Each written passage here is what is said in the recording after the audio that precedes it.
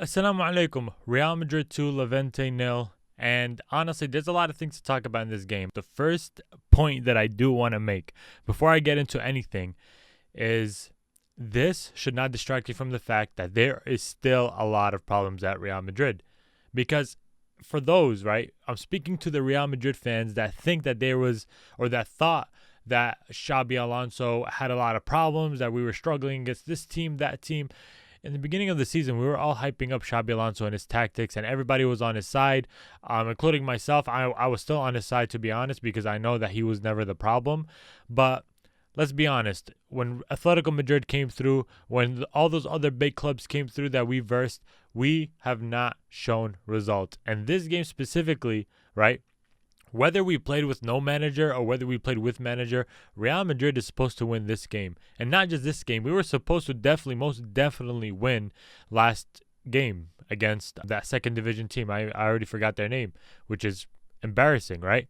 So let me just start off by saying this. This game should not let you forget anything about the past, should not let you forget about anything about there were problems. Because if you guys did watch this full entire 90 minutes, you guys should all know that in the first 45 minutes there were a lot of problems that you just cannot ignore, and it only took for a couple of substitutions for us to finally get our goals. And not even that, we had to score a penalty, one more penalty added on to Mbappe's list, where it's just insane for us to win games, right? If it wasn't for Asencio's incredible header through Arda Güler's cross, honestly, who was man of the match? Like, if I ask you right now, you would not know. Maybe Arda Güler, right?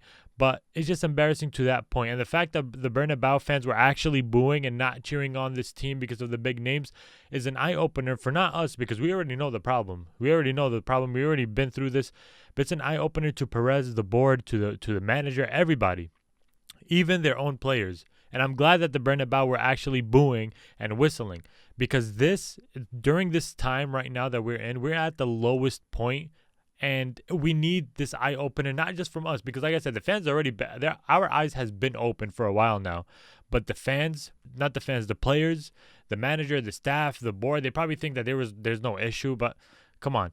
I'm glad that they showed this reaction, and I was honestly upset that they were kind of not booing anymore. I want them to boo throughout the entire time. Like, are you kidding me? We only got a goal through a penalty and a goal through a set piece. Not even a set piece, but through a corner. We couldn't even get an open play goal, not even once. Now, yes, we did play better than Levante, but come on, it's Levante. Aren't they battling relegation, which we're going to check right now? They are battling relegation, and now that we beat them, they are 14 points. They only have 14 points. And you're telling me the only way we got goals against Levante is through a corner and through a penalty? It's Real Madrid, right? And we're second. We're 1 point as of right now away from Barcelona, who are the league leaders. But let's get into the match, right? Let's just talk about it. Let's talk about the whole thing. And honestly, no. Actually, we're not going to talk about the whole thing. I don't want to talk about it. But let's just look over the momentum bar real quick, right? Like I said, Levante had no ball possession. We overpowered them by 70%. But guess what? We took 26 shots. None of them were good. None of them.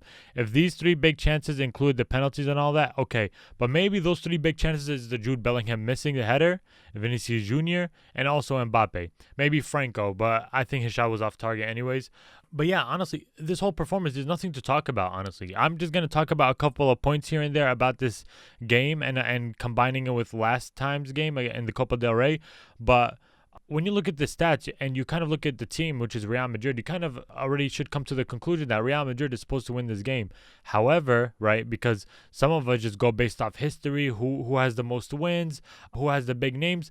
We that's how the odds work, right? Whoever has a better team on paper, right? Except when we go up against teams like a bigger club like Atletico Madrid, PSG, Barcelona, Arsenal, whatever, then that's where the odds are kind of going to favor the other team. But if it's any Real Madrid, if it's any team that we're going up against, any smaller teams, obviously the odds are going to favor us, right? But for those of you guys who don't look at the paper and look at the actual matches and look at the way Real Madrid are playing, everybody should know that any team can score however they want. And listen, whoever has been watching me, which is a couple, maybe like a less than 10 people who watch me consistently, you guys should know that I've been saying this.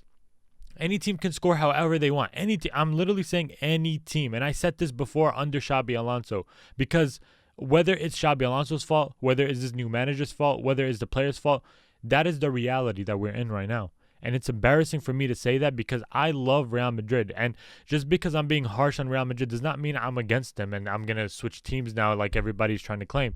But what I'm trying to say is they have to actually like lock in. Like when people say lock in, like I don't think they take that term like to the literal meaning, but I'm literally saying lock in like a lock emoji. You have to like actually lock in because a lot of our players were not locked in, and one of them being Vinicius Jr. And that's something that I do want to dedicate this time to, and the whole fans booing him and everything. But they were not only booing him, they were also booing Bellingham, they were also booing Valverde, who's our captain, loved by many. They were booing Dean Huijsen, and that is justifiable, right?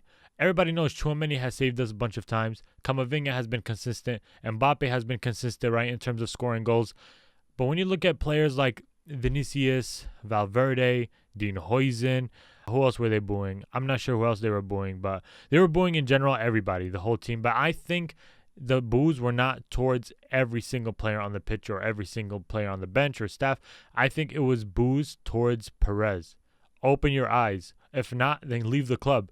Like, I don't get how Perez is still in charge, because if you guys read the news about Real Madrid, if you guys read the news about the news that they're talking about and what's going on with Real Madrid, they're talking about revenue, they're talking about money, they're talking about hosting events, they're talking about these things that don't really matter in football. Like, okay, you're growing the name, the brand Real Madrid, you changed the names from Santiago Bernabeu to now Bernabeu. That doesn't mean anything for us Real Madrid fans, for us, the football, the sport. This is what it's supposed to be about. But now that you're shifting your focus to other things, you could tell where this club is heading towards. And people in my comments on my clips are saying that this club is now heading towards a direction they never had before. And I could see that now. Everything back then for Real Madrid was focused on purely football, signings, trying to work on tactics, trying to get a new manager that's actually smarter.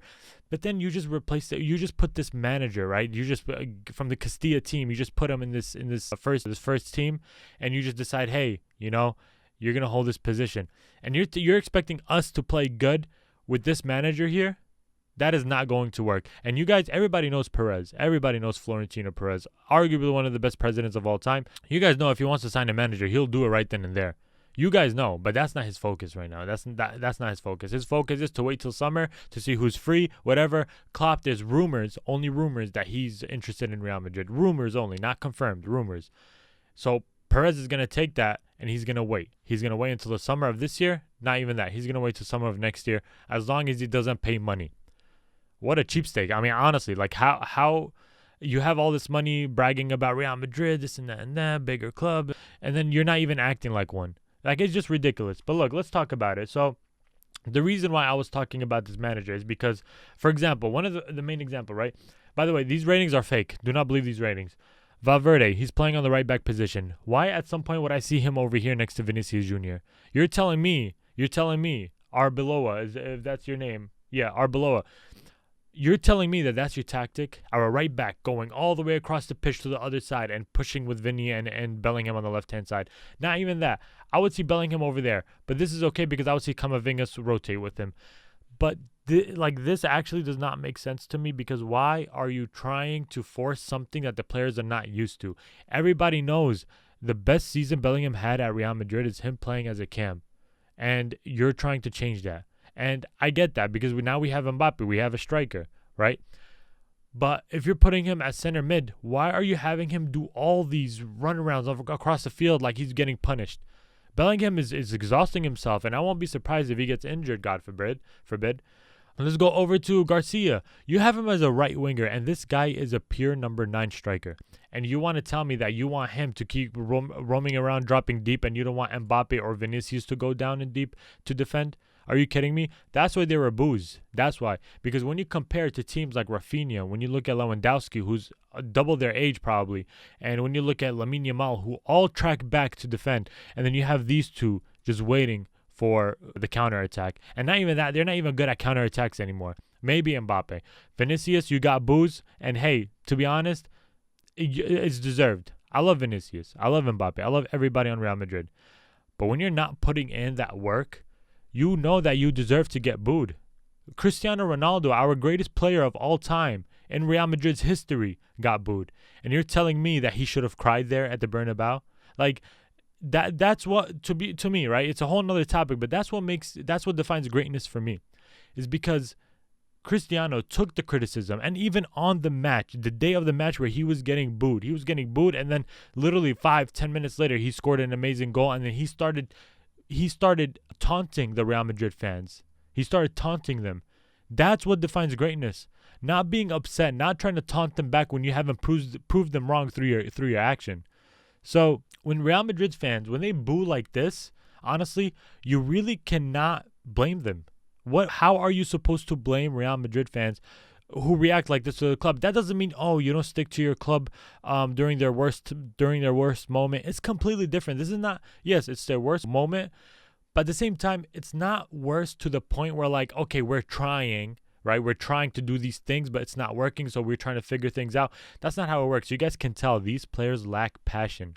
They have high ego with low passion and are spoiled, right? Because as you guys know, a lot of these Real Madrid players have won multiple times. They've won trophies. They've won individual awards. They've won Champions League. They've won league titles, right? Mbappe, Vinicius, Arda, who even won the UCL, Tchouaméni, Camavinga, all these players, Valverde. You have to understand that there's a difference between winning and wanting more, and winning and just think that you're that guy, right? That's the vibe that I'm getting from them. That, hey, I won, I'm that guy, right? But the thing is that when you look at Cristiano, and not even that, look at the 3-peat Real Madrid, right? You guys can tell that, yes, they were the most successful team at the moment, and they still wanted more. The way they played, the way they racked up goals, the way they even passed the ball, the way they were playing together, they wanted more. And this team does not want more. They're lazy. You guys can tell they're lazy. The pressing is fake. They're fake pressing. Until Macedoino came on, until Arda came on, is where I actually see these players actually running for the ball and actually trying to get the ball back, trying to win the ball back, and pressing this team tactically. But the thing is that it works. Our pressing, our dumb pressing works against a team like this, but not against a team like Barcelona, Atletico Madrid, which could break our pressing easily. And any team can press as long as we have the right manager to know exactly how to press. Barcelona has beautiful, beautiful pressing. Arsenal has beautiful pressing. If you look at, what's that other team? PSG has beautiful pressing, right? Bayern has beautiful pressing because they have a smart manager, but they have players that listen to that manager. Our players had that smart manager, right? But they don't listen to the manager. You telling me this game that they listened to Arbeloa? You're telling me Arbeloa had even tactics? What was the tactics of this game? If I tell you what were the tactics, they had no tactics at all. I saw him shouting a couple of things. Maybe he watched Real Roots, honestly. Maybe he watched his channel, because I was saying Arbeloa was not making no call-outs, right? So make sure you do subscribe, because probably he did subscribe to me and taking my advice. I don't know. But yeah.